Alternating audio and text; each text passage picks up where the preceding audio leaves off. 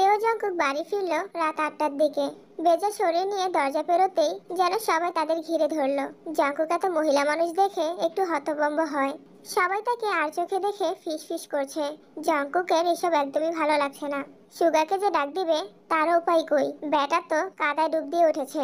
Side please, আপনাদের সঙ্গে পরে কথা বলবো। জঙ্কুকের আকাশি রঙের শার্টটা গায়ের সঙ্গে জড়িয়ে আছে, ব্লেজারটা সে তের গায়ে জড়িয়ে দিয়েছে। সাদা ব্লাউজের কারণে তের শরীর নিখুঁতভাবে বোঝা যাচ্ছিল। কোনো নোংরা চোখ তার স্ত্রীর সর্বাঙ্গে চোখ বুলিয়ে যাবে। স্বামী হিসেবে এসব মোটেও সহ্য করার পাত্র জঙ্কুক এলাহি নয়। তার স্ত্রী কেবল তাকে অন্য পুরুষ দেখা তো দূরের কথা, কল্পনা করলেও জঙ্কুক এলাহির চোখটা কোটর থেকে বের করে আনতে এক মুহূর্ত খরচ হবে না। জঙ্কুক বাড়ি ভর্তি মানুষকে উপেক্ষা করে তেকে নিয়ে রুমে গিয়ে দরজা লাগিয়ে দেয়। এত মানুষ গুনে চলার সময় নেই তার। নিজের খেয়ে অন্যের পা চাটাচাটি তারাই করে, যাদের মন মানসিকতা নিচু। তাই কে কি বললো, কে কিসে দুঃখ পেল, সেই সব জঙ্কুক এলাহির হিসাব করার সময় নেই। তে আলমারি খুলে জঙ্কুকের জন্য একটি প্যান্ট বের করে দিল। কাল তো চলে যাবে, সবকিছু আবার গুছিয়ে রাখতে হবে।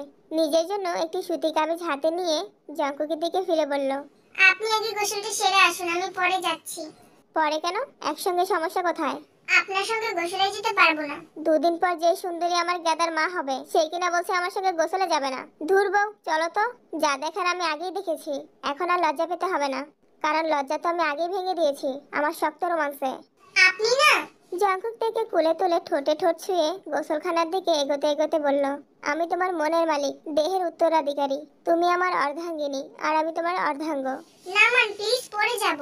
আগুন সুন্দরী, কথা নয়, প্রস্তুত থাকো। আজ কিন্তু দুবার গোসল করতে হবে। জঙ্কুক রাতে বেরিয়েছিল জরুরি কাজে। গভীর রাতে ফিরে আসার পর থেকেই নিশ্চল ঘুমিয়ে আছে। এত ক্লান্তি কেন? মাছের ব্যবসা কি সত্যি এত পরিশ্রম সাধ্য? আলনাতে জঙ্কুকের খুলে রাখা শার্টটি ঝুলছে। তে সেটি নাকের কাছে আনলো। এলাচের মিষ্টি করা একটা গন্ধ তে নাকে ধাক্কা দিল। জঙ্কুক মাছের ব্যবসা করে, অথচ আজ পর্যন্ত তার শরীরে মাছের আঁশটার গন্ধ পায়নি সে। তে জঙ্কুকের পাশে গিয়ে বসলো।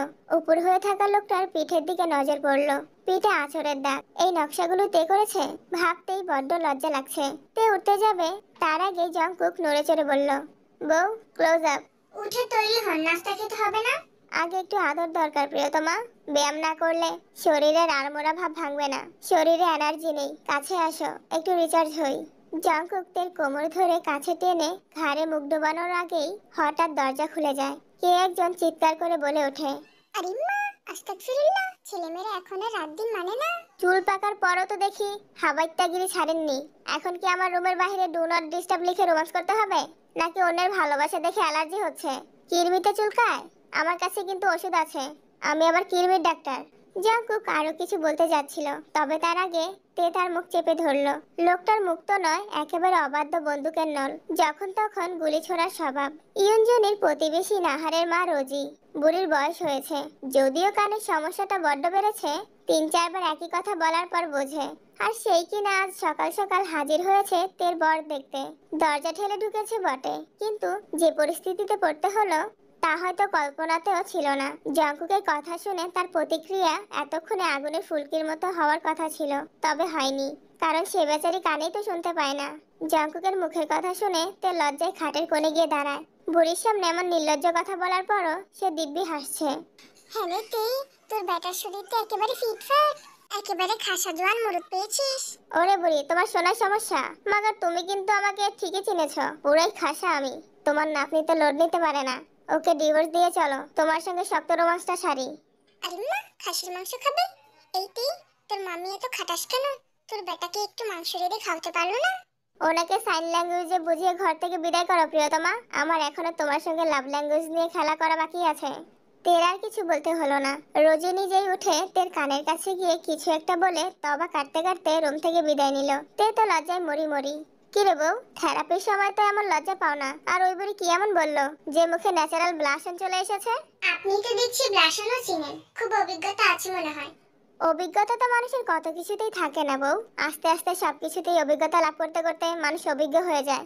এটা পারফরম্যান্স দেখলেই তো বোঝা যাওয়ার কথা। জাঙ্কু, এভাবে ডেকে অবলা ছেলেটাকে আর উত্তেজিত করবেন না বেবি জান, পরে আমি ধরলে আপনার 14 জেনারেশন এসে আপনাকে বাঁচাতে পারবে না।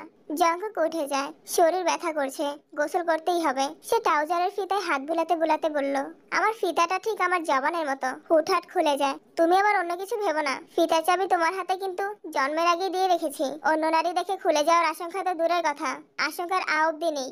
আপনি একটু বেশিই খারাপ। জাস্ট ফর ইউ, একটা চুমু দাও বউ, কসম ভালো হয়ে যাব। নদীর তীরে মিজান সাহেবের লাশ পাওয়া গিয়েছে। জাঙ্কুককে একবার বলা মাত্রই সে তেকে নিয়ে এখানে চলে এসেছে। তে একবার দূর থেকে উকি মেরে দেখেছে, সুগা দেখতে যায়নি, তার নাকি এসব দেখলে খারাপ লাগে। রাতে অস্বস্তি বোধ হয়, ঘুম আসে না। তে গাড়ির কাছে দাঁড়িয়ে অপেক্ষা করছে। জাঙ্কুক পুলিশের সঙ্গে দাঁড়িয়ে কি সব কথা বলছে। তে অস্থির হয়ে সুগাকে জিজ্ঞাসা করলো, এখানে আর কতক্ষণ দাঁড়াতে হবে? ভাই এলেই রওনা হব। আপনি চাইলে গাড়িতে গিয়ে বসতে পারেন, অথবা চলুন, ওই পাশে বসার জায়গা আছে। তে ভেবে রাজি হয়ে মাথা নাড়লো। সুগাও সঙ্গে যেতে চাইলো। ঠিক তখনই পেছন থেকে এক বৃদ্ধা হুড়মুড়িয়ে এসে তাকে জড়িয়ে ধরলো। রিম্মা, কালুর বাপ, আমি আর এরকম করব না। Never, you go house please. এই ছাড়ুন, আমি কুদ্দুসের বাপ, কালুর ফালুর কিছু না। লিটল অ্যাংরি করেছি বলে ইউ আরেক ওমেনকে বিয়ে করে কুদ্দুসের ফাদার হয়ে যাবা। নেভার, ইউ গো হাউসে। ভাবি, এই ইংলিশ পাগলের হাত থেকে আমাকে বাঁচান। দাদি, নিশ্চয়ই আপনার কোনো ভুল হচ্ছে। Shut up stupid girl, this is my কালুর বাপ, ইউ দূরে গিয়ে মর। কি একটা বিপদ, মানে দুনিয়ার সব বিপদ কি আমার কাঁধেই ঝুলে? জঙ্কুক ভাই, হেল্প মি, পুলিশ বাঁচান আমাকে, আমার এখনো বিয়ে হয়নি। এই বুড়ি, ছাড় ছাড় বলছি। আরে দাদি, বাড়িতে চলো, কালুর বাপ বাড়িতে গেছে, জলদি চলো। নো, ওই হলো আমার কালুর ফাদার। আরে আপা, জলদি আপনার মেন্টাল দাদিকে আমার হাত ছাড়তে বলেন, আমার আবার এক নাম্বার ধরেছে। আসলে আমার দাদির মাথায় একটু সমস্যা, যাকে তাকে দেখলি কালুর বাপ মনে করে। মেয়েটা এবার বিদ্যার পেছন থেকে সামনে এগিয়ে আসতেই সুগা বলে, শালি চুন্নি তুই? আরে শালা তুই! গাড়ির মধ্যে নীরবতা। জানালা দিয়ে বাইরে তাকিয়ে থাকা তের দৃষ্টিতে এক ঝাঁক নীরব অভিমান জমে আছে। জাঙ্কুক সিগারেট ঠোঁটে রেখে তেকে বলল, আহারে, তোমার সেই না হওয়া কালো বুড়োর চোখে পাথর হয়ে গেছে দেখছি, সো স্যাড। এসব বলে মন ভরতে পারবেন না জঙ্গল এলাচি। এই বউ, এই নাম নিয়ে ছিনিমিনি খেলবে না বলে দিচ্ছি, পাওয়ার পয়েন্টে গিয়ে লাগে কিন্তু। ভালো মানুষ হতে এত জ্বালা কিসের? খোঁজাখুঁজি না করলে পেটের ভাত হজম হয় না। ভালো মানুষ তো ছোট লোকরা হয়, দেশে ভালো মানুষের দাম আছে? তুমি নিজে ভালো মানুষ বলো তো? তোমার না হওয়া কাইল্লা পাঠার মতো দেখতে বুড়োটা মরিচ কিনতে যে চলে গেল, কই এক ফোঁটা জলও তো তোমার চোখ দিয়ে বেরোলো না। আমি তো আরো সুগাকে দিয়ে এক বক্স টিস্যু কিনে আনিয়েছিলাম, ধ্যাত, টাকাটাই পানিতে গেল। জাঙ্কু কালাহি হৃদয় যে এত ছোট, জানতাম না তো। হৃদয় আমার বিশাল বউ, তবে তোমার দেখার দৃষ্টি ছোট, তাই বিশালতা দেখতে পাও না। তুমি বউ ছোট লোকই কারবার করো, দিস ইজ নট ফেয়ার। আচ্ছা, এত যে মানুষকে কিরমির কথা বলেন, আমার তো মনে হয় এক গাদা আপনার পেছনে আছে। শুধু পেছনের কথা বলছো কেন? সামনেও দেখার মতো অনেক কিছুই আছে। গাড়িতে আরো দুজন বসে আছে এলাচি সাহেব। আমি কেন শুনতে পাই না ভাবি? কিছু শুনিনি, আপনারা চালিয়ে যান। তের আগে নিজেকে জাঙ্কুকের থেকে আরো দূরে সরিয়ে জানালার দিকে গা ঘেঁষে বসলো। জাঙ্কুক আলতো করে তের ঘাড়ে হাত রেখে বলে, এভাবে দূরে গিয়ে কি আমাকে নিজের কাছে আসার ইঙ্গিত দিচ্ছ? সাবধান বউ, ভোল্টেজ বেড়ে গেলে কিন্তু বিএমডব্লিউ হোক বা ঠেলা গাড়ি, কোনো কিছুই মানবো না। আমি জঙ্কুক, সব জায়গাতেই সবকিছু করতে পারি। তে মুখ চেপে রাগে ফুসফুস করতে লাগলো। জঙ্কুক চোখ মেরে আবারও বলল, আরে বলদি, কাছে আয়। আমি কাছে আসলে কিন্তু আজ গাড়িতেই কাটতে হবে। এই কালু কুদ্দুসের বাপ, টিস্যুটা পেছনে পাস করো তো। জাঙ্কুক তেকে নিয়ে বাড়ি ফিরতেই আইয়ু এবং নিসা তাদের দেখতে নিচে নেমে এলো। জাঙ্কুক তখনও বাইরে। তে অপেক্ষা না করেই বাড়ির ভেতরে ঢুকে গেল। হল রুমে তাকে ঘিরে ধরলো সবাই। তো আমাকে অনেক মিস করেছি। আমিও ভাবি। দাওয়াত কেমন খেলে? যেমন খাওয়ার তেমনই খেয়েছে হয়তো। দাওয়াত ভালোই ছিল, বাড়িতে গিয়ে অনেক ভালো লেগেছে। বাহ, দিন দিন তো দেখছি অনেক সুন্দর হয়ে যাচ্ছ। তা এই রূপের রহস্য কি? রাতে জাঙ্কুক স্পেশাল পিরিতে তেল মাখে যে, এটাই বিবি জানে সৌন্দর্যের রহস্য। দয়া করে তেল চাহিয়া লজ্জা দিবেন না ভাবি। জাঙ্কুকের মাথা ভার হয়ে আছে। সারা সন্ধ্যা অফিসের কাজে ডুবে থাকার পর অবশেষে বাড়ি ফিরে এসেছে। ক্লান্ত দেহ নিয়ে দরজার চৌকাঠ পেরিয়ে আসতেই তে সকিনাকে জাঙ্কুকের জন্য খাবার ও এক গ্লাস লেবুর শরবত রুমে নিয়ে যেতে বলল। তবে সকিনার এখনো কোনো খোঁজ নেই। জাঙ্কুক কোনো বিরতি না নিয়ে সরাসরি গোসল করে নামজুন এলাহির ঘরে চলে গেল। এদিকে তে রুম থেকে বেরিয়ে একবার উপর থেকে অন্দরমহলের দিকে তাকালো। নিচতলায় শ্বশুর শাশুড়ির ঘর। আচমকাই নিচ থেকে সকিনা ডেকে বলে, আপা, নিচে নামেন, খালু আপনারে ঘরে ডাকতাছে। আসছি। না নামজুন এলাহির সামনে দাঁড়ালে তের মনে এক অদ্ভুত অনুভূতি কাজ করে, আবার এক ধরনের আশ্রয়ের অনুভূতিও। বাবা মা না থাকায় এই পরিবারই তার সেই শূন্যস্থান পূরণ করেছে। জিন প্রায়ই তার হয়ে কথা বলে। তের মনে হয় যদি তার নিজের মা বেঁচে থাকতো তিনিও হয়তো এমনই করতো। যেমন করে নামজুন তাকে আম্মাজান বলে ডাকেন, হয়তো বাবা বেঁচে থাকলে ঠিক এমন করেই ডাকতেন। তে মাথায় ঘোমটা দিয়ে নিচের দিকে চেয়ে সিঁড়ি বেয়ে নামে। সিঁড়ি বেয়ে নামতে ভালোই লাগে, তবে সিঁড়ি বেয়ে উপরে ওঠার সময় জঙ্কুক এলাহির কথা মনে পড়ে। কোলে তুলে সিঁড়ি বেয়ে উপরে যাওয়ার জন্য হলেও প্রতিটা মেয়ের একটা করে জঙ্গল এলাচি থাকা দরকার, না মানে জঙ্কুক এলাহি থাকা দরকার। হঠাৎ করে তের সামনে এসে দাঁড়ালো কেউ। তাল সামলাতে না পেরে তে প্রায় পড়ে যাচ্ছিল, কিন্তু তখনই তাড়াহুড়োয় একজোড়া শক্ত হাত তাকে ধরে ফেললো। ভুলবশত লোকটার নখ তের বাহুর মধ্যে গেঁথে গেল। তে নিজেকে সামলে সামনের দিকে তাকিয়ে নিজের বাহুর দিকেও চোখ বুলিয়ে নিল। দেখি, লেগেছে তোমার? সরি, কষ্ট দেওয়ার ইচ্ছে ছিল না আমার, প্লিজ আমায় ভুল বোঝো না। সামান্যই তো লেগেছে, ইচ্ছে করে তো দেয়নি সে। তবুও তার চোখ জুড়ে সৃষ্টি হওয়া এই ব্যাকুলতার কারণ কি? হঠাৎই জঙ্কুকের ডাক শোনা গেল। তে! সিঁড়ির কাছে দাঁড়িয়ে আছে জঙ্কুক, চোখে মুখে স্পষ্ট বিরক্তির ছাপ। একবার জোহানের দিকে তাকিয়ে দৃষ্টি সরিয়ে নিল। জোহান কৌশলে হাসি দিয়ে উপরে উঠে গেল। তে নিচে নামতেই জঙ্কুক তার হাত আঁকড়ে ধরে জিজ্ঞাসা করলো, মাথার ঘোমটা কই? তে কিছু না বলে চুপচাপ আবারও বড় করে ঘোমটা টেনে নিল। তারপর জঙ্কুকের হাত ধরে নামজুন এলাহির কক্ষে প্রবেশ করলো। জঙ্কুক তেকে নিয়ে ঘরে ঢুকতেই সকিনা লেবুর শরবত নিয়ে ছুটে এলো। খালু, বাজারে লেবুর যা দাম, মাইসে খাইবোটা কি? যেভাবে তুই আমার মাথা খাচ্ছিস, মানুষের তেমনই কারো না কারো মাথা খাবে। আর যদি লেবুর জন্য এতই আফসোস হয় তাহলে আজ থেকে বিম খাবি। শুনেছি ওতে নাকি 100 লেবুর শক্তি থাকে। হাসা কথা খালু। না, মিসা। তো বাবা, নাতি নাতনির মুখ কবে দেখবো? এটা বাংলা সিনেমা পাওনি আম্মা, যে ঢলাঢলি করলে বাচ্চা হয়ে যাবে? এখানে প্রসেসিং এর একটা ব্যাপার আছে, শুধু ডিভাইস কানেক্ট করলেই হয় না। চিন্তা নেই আম্মা, ভালো প্রোডাকশনই পাবে, নিশ্চিত থাকো। শুরু হয়ে গেছে বিক্রামি করা। এই কেমন মানুষ রে ভাই, বাবা মাকেও ছাড়ে না। আমার মাথা ধরেছে, ঘুমাতে গেলাম। তে আর একটু থাক। বউ কার? তোমার।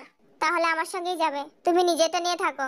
বউ, অনেকদিন ধরে ব্যায়াম করি না, আজকে করতে হবে। যাও, রুমে গিয়ে তৈরি হও। বাতাসের দাপটে বারান্দার সাদা পর্দাটা বেপরোয়া নর্তকীর মতো ছটফট করছে।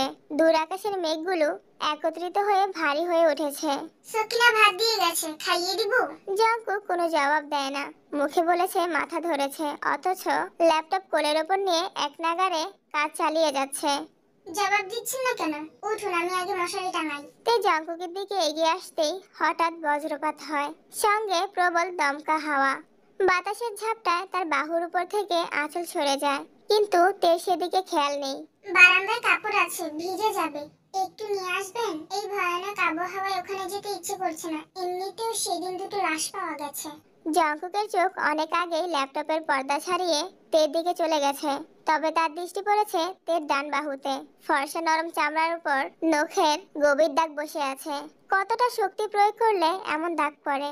নখ গেঁথে গিয়ে রক্ত জমে। নিজের কাজ নিজে করো। আপনি দেখছি বহুরূপী। তুমিও বহুরূপী হয়ে দেখো, দেখবে দুনিয়া তোমার কথায় নাচছে। শখ নেই। কিন্তু তুমি তো আগে থেকেই বহুরূপী, মিসেস জঙ্কুক এলাহি। তে বারান্দায় পা রাখতেই বৃষ্টির ফোঁটা গায়ে এসে পড়ে। তের বৃষ্টি ভালো লাগে, কিন্তু এখানে বেশিক্ষণ দাঁড়ানো যাবে না, কাপড় ভিজে যাবে, আর ভিজে যাবে সে নিজেও। হঠাৎ আকাশ বিদর্ণ করে নেমে আসে বিজলির ঝলকানি। এক মুহূর্তের জন্য চারপাশ আলোকিত হয়ে ওঠে, আর সেই আলোয় তার দৃষ্টি আটকে যায় পুকুরটার দিকে। চোখের সামনে স্পষ্ট হয়ে ওঠে দুটো নিথর দেহ, জলকাদায় মাখামাখি। তে প্রচন্ড ভয়ে পেছন সরতেই ধাক্কা খায় শক্ত একটি বুকে। তে কোনো কথা না বলে চোখ মুখ খিচে জঙ্কুককে আঁকড়ে ধরে। বৃষ্টি ছিটকে আসা জলের পরিমাণ ধীরে ধীরে বাড়তে থাকে। দুটো দেহ আবারও ভিজে যায়। ঠান্ডায় তে ছোট দেহ কাঁপছে। জঙ্কুকের সেদিকে কোনো খেয়াল নেই। সে শক্ত করে চেপে ধরে তে ডান হাতের বাহু। ব্যথায় আরো মৃদু আর্তনাদ গলা থেকে বেরিয়ে আসে তে। জঙ্কুক কথা না বলে ব্যথার জায়গায় ঠোঁট রাখে।